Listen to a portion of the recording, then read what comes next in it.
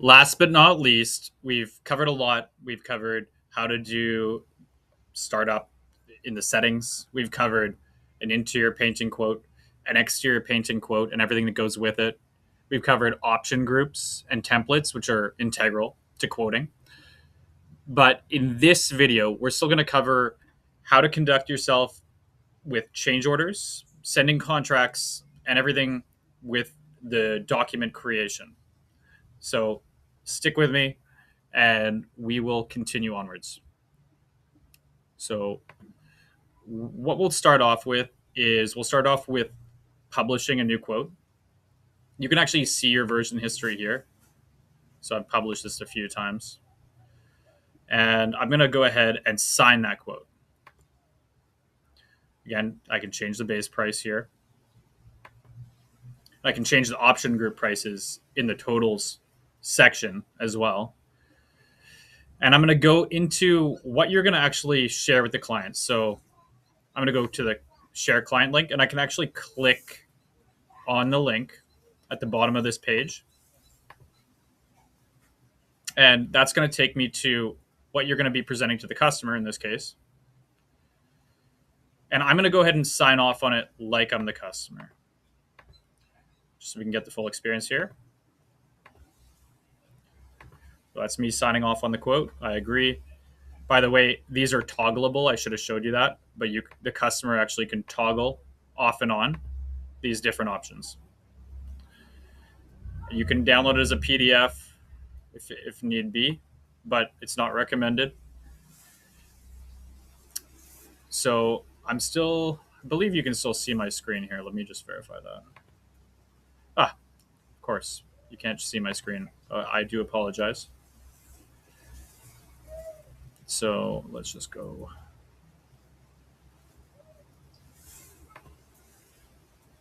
Okay, what you'd missed in the last quote was that we were sharing with you what the client signed off on. Fortunately, I didn't get to do that with you, but the client would essentially toggle off and on.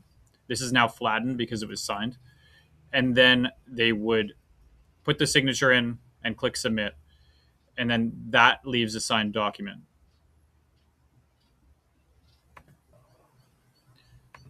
Okay, we're back and we're live here inside of the software because the link takes us outside into it. It's still the software, but it's a separate viewable link. And you can see that now that this is being signed, this all flattens and you can no longer edit this document accidentally. It is flattened and it is a legal document. So that's all there. And again, you're going to want to read through everything before you send to make sure that you're happy with it all, as you would with any contract. So let's just say now your contract is signed, everything is happy and ready to go. I did mention in a previous video about our integration with Zapier, and one of the triggers that we have is a quote signed. So you talk to me if you want to integrate this with your CRM or other systems. We have change orders. So let's say the customer wanted to make a change order. Let's say they want to add, let's just go ahead and we're going to go inside of our change order. I don't want to edit it. Let's just say that the customer just wants to add that front deck. So what would I do? You can see it's populating a bunch of stuff. I don't really want that there. So I'm going to go inside my totals section, document section, and I'm going to go ahead and I'm going to hide those options that were there previously. So I don't want them in showing up. The discount, don't want it showing up either. And then I'm going to create a new option group. Oops. So my new option group, let's just say I don't want to do this with production rates, although I can go back to my measurements and measure the deck. But let's just say I know that it's going to be $500, and I'm just going to put that in. So deck area. And if I wanted to do it from a production rate, I would go to my measurements. I'd put in a measurement for the deck. I would calculate it based on the rates and the coverages. And then I would label that as an option group like I did in the previous video. But for the sake of this, we're going to put in $500. deck area front, like it was a deck surface,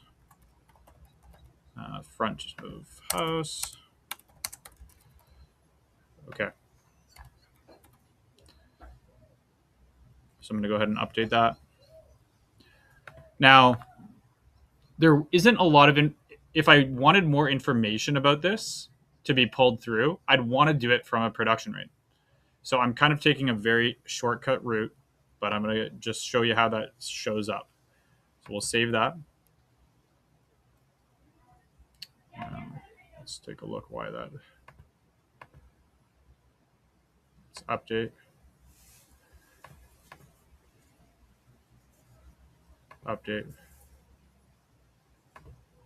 And I don't think I have to do that, but let's just make sure that that's going to save. Okay, for some reason that was like that before. Again, I want to add in an image just so we can see that option group. Okay, so we have that. I mean, my change order starter template is a little bit basic here, but that's okay. I can also move that image below. Just drag and drop these document sections.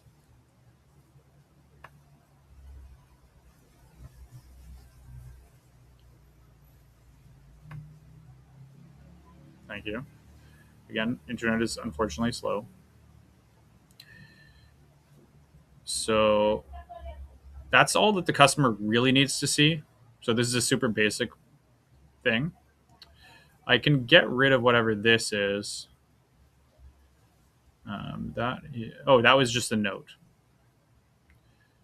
So I can get rid of that on this if we don't need that there.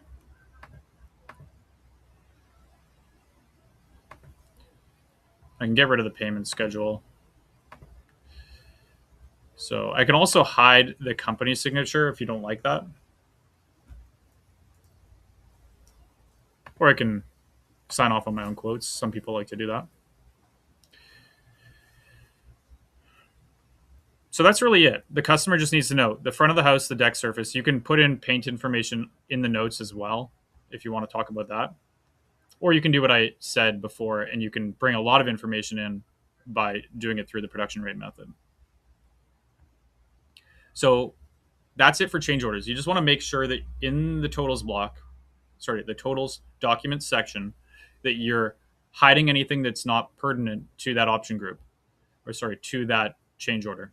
So we only have one option group or option that's pertinent to that change order. So we've hidden everything else and we've kept that there. So now when I publish this, I can get into a link, I can send that to the customer, and they'll sign off on it, and it will display two different documents signed off on. Okay, there's one other big thing to cover here, and that's the work order. And the work order, it's already waiting for you. We have a work order that basically encompasses everything we need. And I'm going to take a quick look at that here. Again, we can add in the images to that and tell our crews anything we want through that description of the image. Let's say you have a lot of images in here. And then we have this breakdown as well, so they can see exactly how much time each option should take and the total. Okay. We've got their general notes. We've got our equipment that they need. We've got our prep descriptions and what they should be doing. So they really have everything they need to do a good job on this project. The very beautiful thing with work orders is that we have this feature where we can copy a live link. And let's say you are giving access to the work order to subcontractors or painters inside of your CRM or even through text or email. You can then, let's say this change order signs, we can then have an automatically lined up or automatically updated work order they simply click a refresh button, everything populates, so you can update the work order as you go. One more thing before closing out. Paint Bid Ninja is a software that will create any documents for you.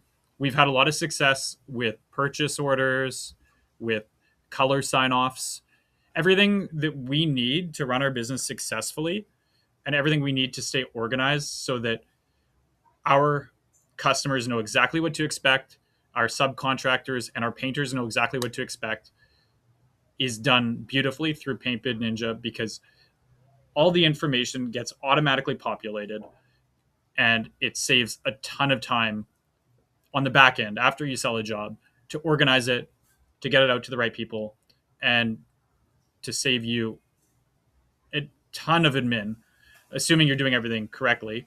And if you're not doing all this admin, it's going to save you a lot of issues that you're going to be able to avoid through all this documentation. So think about this as a pricing software, yes, but also a proposal, sales, and documentation software that will give you the structure that you need to run a successful painting business. We're not a CRM, but this can do a lot for your painting business that a customer relationship management software doesn't necessarily cover with this degree of specificity. So do let me know if you have any questions. That concludes our onboarding video series, and I really look forward to working with you.